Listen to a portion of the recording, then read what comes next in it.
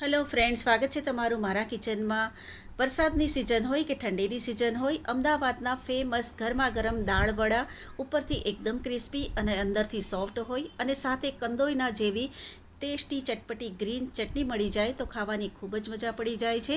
તો આજે હું તમારી સાથે અમદાવાદમાં જે રીતે કંદોઈના દાળ વડા મળે છે એ જ રેસીપી હું તમારી સાથે શેર કરીશ.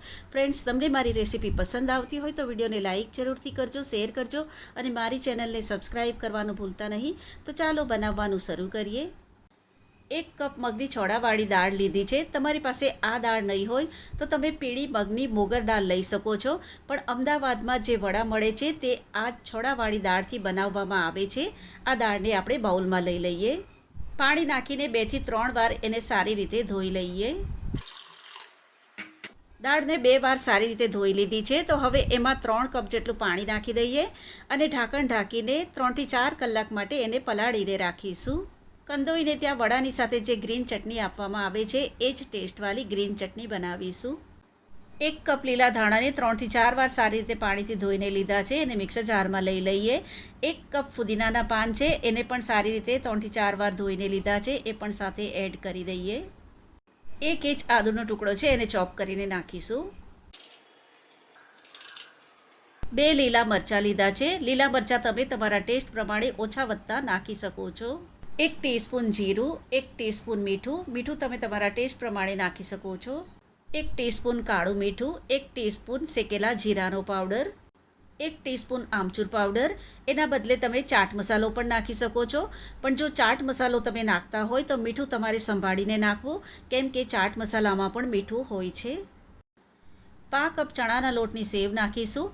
આ તમારી પાસે નહીં હોય તો ખારી બુંદી આવે એ પણ તમે એમાં નાખી શકો છો. અડધા લીંબુનો રસ નાખીશું. અત્યારે આપણે આટલો નાખીએ છીએ, પછી જરૂર પડે તો એમાં થોડો વધારે લીંબુનો રસ નાખીશું. અડધો કપ ફ્રીજનું એકદમ ઠંડુ ચિલ્ડ પાણી લીધું છે, એ નાખીને એને ગ્રાઇન્ડ કરી લઈએ. ચટણીને મેં ગ્રાઇન્ડ કરી લીધી છે. એમાં 1 ટીસ્પૂન જેટલો લીંબુનો રસ બીજો એમાં એડ કરી દઈએ.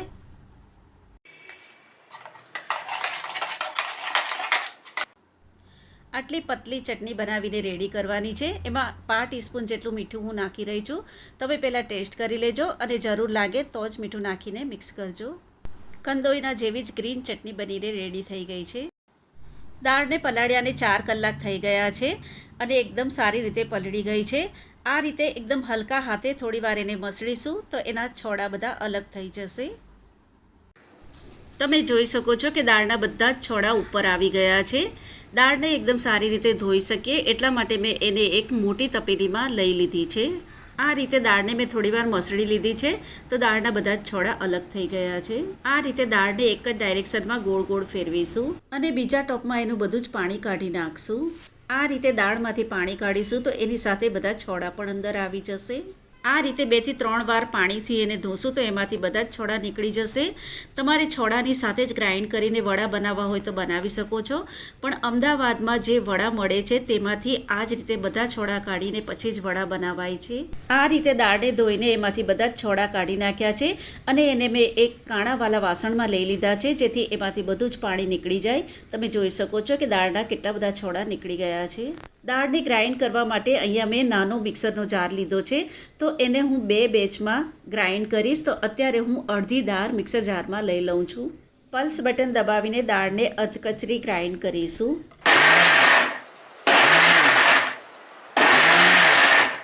આ રીતે મિક્સરને ચાલુ બંધ કરીને દાળને ગ્રાઇન્ડ કરવાની છે. આ રીતે દાળને અધકચરી ગ્રાઇન્ડ કરવાની છે. તમે જોઈ શકો છો કે એમાં દાળના થોડા દાણા પણ દેખાઈ રહ્યા છે. દાળને ગ્રાઇન્ડ કરવામાં મેં આમાં પાણીનો વપરાશ બિલકુલ પણ નથી કર્યો. દાળને હવે એકદમ સારી રીતે ફેટવાની છે, તો તમે આ રીતે ચમચીથી એને ફેટી શકો છો, નહીં તો આ રીતના હેન્ડ વિસ્કરથી એને ફેટી શકો છો, નહીં તો પછી તમે હાથેથી પણ દાળને ફેટી શકો છો. અને એક જ ડાયરેક્શનમાં હલાવીને બેટરને ફેટવાનું છે. લગભગ 5 થી 6 મિનિટ માટે આ રીતે એને ફેટી લેવાનું છે. આ રીતે એક જ ડાયરેક્શનમાં હાથેથી હલાવીને પણ બેટરને ફેટી શકો છો. દાળનો કલર થોડો વ્હાઇટ થઈ જાય અને થોડી ફ્લફી થઈ જાય ત્યાં સુધી એને ફેટી લેવાની છે. તમે જોઈ શકો છો કે બેટર થોડું ફૂલી ગયું છે અને એનો કલર પણ બદલાઈ ગયો છે. જેટલી સારી રીતે બેટરને ફેટશું એટલી જ અંદર હવા ભરાશે અને વડા ઉપરથી એકદમ ક્રિસ્પી અને અંદરથી સોફ્ટ બનશે. એક બાઉલમાં થોડું પાણી લઈ લીધું છે, એમાં થોડું બેટર નાખીને જોઈ લઈએ. તમે જોઈ શકો છો કે બેટર પાણીની ઉપર તરી રહ્યું છે. આ રીતનું બેટર બનાવીને રેડી કરવાનું છે. બેટરને પાણીમાં નાખીએ અને ઉપર તરે ત્યાં સુધી બેટરને ફેટવાનું છે. 3 લીલા મરચાં બારીક કાપીને લીધા છે, એક મોટો ટુકડો આદુનો બારીક કાપીને લીધો છે અને આ 1 ટેબલ સ્પૂન જેટલો છે. આદુ મરચાં તમારે વાટીને નાખવા હોય તો એ રીતે પણ નાખી શકો છો. અડધી ટીસ્પૂન અધકચરા વાટેલા મરીનો પાવડર અને 1 ટીસ્પૂન મીઠું નાખીશું, અથવા મીઠું તમે તમારા ટેસ્ટ પ્રમાણે નાખી શકો છો. અડધો કપ બારીક કાપેલા લીલા ધાણા નાખીશું. લીલા ધાણાને ધોઈને કપડાં પર નાખીને પાણી બધું સુકાવી દેવાનું છે અને પછી એને બારીક કાપીને નાખવાના છે. બરાબરથી હલાવીને મિક્સ કરી દઈએ. અને એકદમ હલકા હાથે એક જ ડાયરેક્શનમાં હલાવીને મિક્સ કરવાનું છે, જેથી બેટરમાં હવા ભરાય છે એ નીકળી નહીં જાય. પહેલાં મરી પાવડર અડધી ટીસ્પૂન જેટલો નાખ્યો હતો, બીજો અડધી ટીસ્પૂન મરી પાવડર નાખીશું. 5 ટીસ્પૂન મીઠું નાખીશું. મીઠું તમે પહેલાં ટેસ્ટ કરી લેજો અને પછી જરૂર લાગે તો જ નાખજો. તેલને પહેલાં સારી રીતે ગરમ કરી લેવાનું છે. એક બાઉલમાં પાણી લીધું છે. આ રીતે પાણીવાળો હાથ કરીશું. આ રીતે બેટર હાથમાં થોડું લેવાનું છે. આ રીતે હાથમાં લઈને પછી ગરમ તેલમાં વડા મૂકીશું. તેલ બરાબર ગરમ થઈ ગયું છે તો ગેસની ફ્લેમ ધીમી રાખીશું. વડાને લો મીડિયમ ફ્લેમ પર ફ્રાય કરીશું. થોડા ફ્રાય થાય પછી એને પલટાવી લેશું. તમે જોઈ શકો છો કે વડા કેટલા સરસ ફૂલી ગયા છે. વડાને ફાસ્ટ તાપે ફ્રાય નથી કરવાના, ધીમા તાપે ફ્રાય કરીશું તો એ અંદરથી પણ એકદમ સરસ કૂક થઈ જશે. આ રીતે ઉલટ પલટ કરીને વડા લાઇટ બ્રાઉન અને ક્રિસ્પી થઈ જાય ત્યાં સુધી એને ફ્રાય કરીશું. આને ફ્રાય થવામાં લગભગ 6 થી 7 મિનિટ લાગે છે.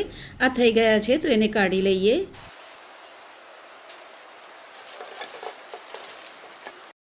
વડા ઉપરથી એકદમ ક્રિસ્પી બન્યા છે અને અંદરથી એકદમ સોફ્ટ છે. આ જ રીતે બાકીના બીજા બધા જ વડા ફ્રાય કરી લઈએ. સાથે લીલા મરચાંને પણ ફ્રાય કરી લઈએ. લીલા મરચાંને પાણીથી સારી રીતે ધોઈને કપડાથી લૂછીને એના પર એક કટ લગાવીને લીધા છે. મરચાંને આ રીતે જારામાં લઈને જ ફ્રાય કરવાના છે. ડાયરેક્ટલી તેલમાં નાખીને ફ્રાય કરીશું તો એ ઉડીને બહાર આવી શકે છે. મરચાં ફ્રાય થઈ ગયા છે તો એને કાઢી લઈએ. મરચાંને મેં ડીશમાં કાઢી લીધા છે. એના ઉપર મીઠું નાખીશું. એના પર તમે ચાટ મસાલો પણ નાખી શકો છો. મિક્સ કરી દઈએ. ઉપરથી એકદમ ક્રિસ્પી અને અંદરથી સોફ્ટ એવા દાળવડા બનીને રેડી થઈ ગયા છે. ગ્રીન ચટણી બનાવી હતી એ સાથે સર્વ કરી છે અને સાથે લચ્છા ડુંગળી સર્વ કરી છે. તમે આને એકવાર જરૂરથી ટ્રાય કરજો. રેસીપી તમને કેવી લાગી એ મને કમેન્ટ બોક્સમાં લખીને જરૂરથી જણાવજો. તો ફરીથી પાછા મળીશું આવી જ એક નવી રેસીપીની સાથે. ત્યાં સુધી bye bye and take care.